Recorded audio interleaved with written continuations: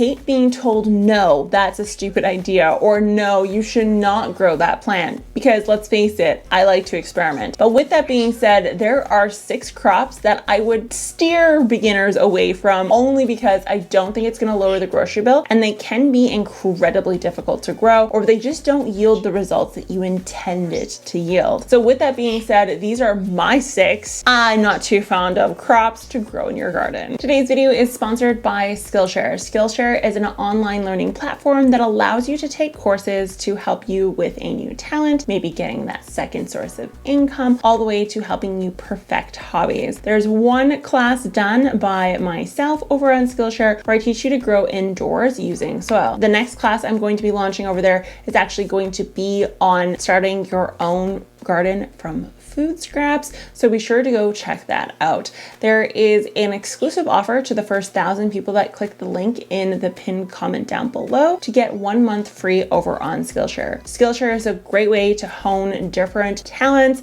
such as editing videos, videotaping, indoor gardening, painting, you name it, because they have curated teachers that have to go through a whole vetting process that will then give you a course that you can proceed through and have an assignment at the end. The assignment at the end is huge because it allows you to post and ask questions and interact not only with the teacher but other classmates, really helping you perfect that skill. So go check out Skillshare so you can get that second source of income or just lower your grocery bill this year. First one is legumes. Now I know this one's going to catch me a lot of heat, but hear me out. Legumes for the purpose of eating, I find to be a waste of time and money. If you grow these on a large scale to supplement your pea intake, for example, for the year, you do need some special harvesting equipment, or you better start working out your thumbs right now, because anyone who's had to harvest peas on a mass scale knows just how sore your thumbs will be at the end. So with that being said, I don't think legumes are a great crop to grow to cut the grocery bill, but I do think legumes are great to grow for cover cropping,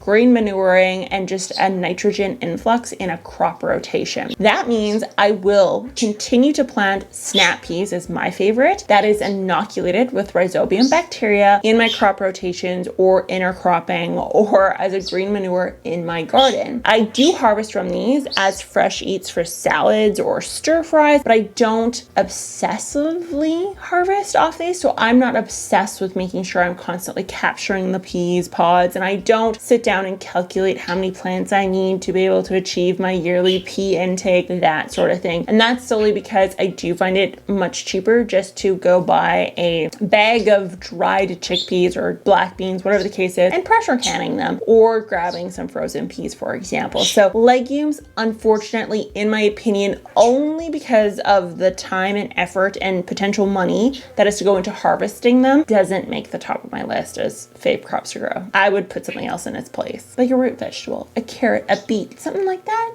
I can get behind. Next up is strawberries. Now, strawberries from the garden, are they delicious? Yes, they are the best strawberries you will ever taste on the face of the planet. Absolutely. But the space they take up and the yields they give you, if you get a yield because some pesky little rabbit or bird or whoever hasn't come along and harvested it for you, is pretty darn low compared to that of which you could have a perennial berry plant that is higher yielding. So haskap or raspberry, for example, are all plants that are perennials in colder zones that have a much higher yield, and you can share with the animals without crying about that one poor strawberry that got eaten. So I find that berry bushes are less intense for inputs and they're higher yielding. And so therefore I do feel like those are a better investment of time and energy over the strawberry. That's personal opinion. And there's lots of hacks and tricks out there to try to prevent the sparrows from eating them, but you'd be shocked. It very rarely works. Number 3 is indoor fruit trees, or just fruit trees in an indoor setting, container setting in general. So this one is going to be very specific to us here in the northern climate. And the reason for that is because they will yield, don't get me wrong, they will yield lemons, they they will yield limes, they will yield grapefruits given the correct conditions. It's the time investment and the money investment. So if you're going to grow these for the purpose of enjoying your own lemon and lime and for the novelty of that, go ahead. Great choice. But I do feel like if you're going to grow these for the purpose of like supplementing your lemon needs for the year, probably not a great idea. They need quite intense light. They probably need their own solo light, to be honest, grow light, and they take years to get there. They also really need to have their nutrients in check, that sort of thing. And the plants themselves, if you don't start them from seed, can be incredibly expensive. So I've seen some of these, $50 for like a small little lime bush at this point. That'll take, quite a while to yield anything that's of use. Fruit trees, definitely indoor fruit trees, they do not make the cut for me. I have one flower on the list, and this is because I feel like there's other perennial flowers you could put in its place that will give you more continual pretty blooms for longer and are not nearly as fussy, and that is tulips. I have tulips. I do not love tulips. I find the flowers to be very fleeting. I think this may be particular to where I have them planted combined with my zone, which is very, very cold and then very, very hot. And because of that wild temperature fluctuation, the flowers don't tend to last very long. So I do feel like that is a plant where something else could be supplemented in its place. They're just heartbreaking for a beginner gardener because it's such a pretty flower that is so fleeting. Next up is celery. So celery, I've tried to grow in the past. It just doesn't yield very well in my cold climate.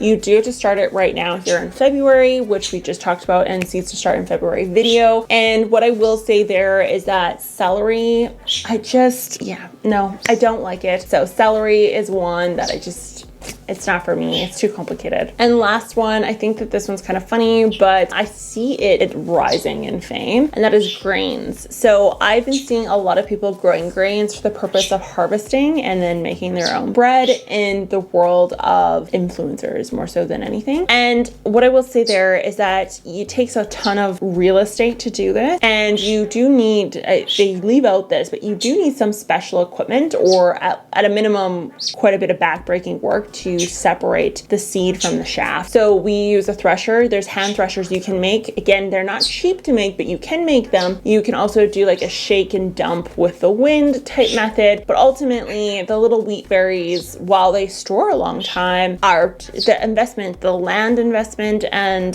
just what you get off of it, in my opinion, is not worth it. So I always laugh at this because obviously my husband's family farms and stuff. And so I see like combines full of wheat. And then I think of like people who are doing like little 10-foot block sections of this, and I'm like, holy man, that's wild. So I'm sure you could just go ask your favorite farmer nearby if you can just grab some out of their hopper, and they wouldn't care if you took a 5-gallon bill bucket, and that's probably all you need for the entire year. Now, with that being said, if you were to use grains for a cover crop type scenario, that is fine. Cover crops, you're not supposed to bring to full maturity. You're not supposed to get them to head out and, dry out and stuff. You're supposed to kill them off before they get to that point. So I think a cover cropping method for soil stabilization or increasing soil structure, that sort of thing, aggregation, that is again very acceptable, similar to that of legumes, because that would be something in between growing or an intercropping type case. So that is my not too fond of growing crops. You guys have to let me know in the comments down below what your not so fond of growing crops are and why. The ones that made my list really truly came down to whether or not they decrease the grocery bill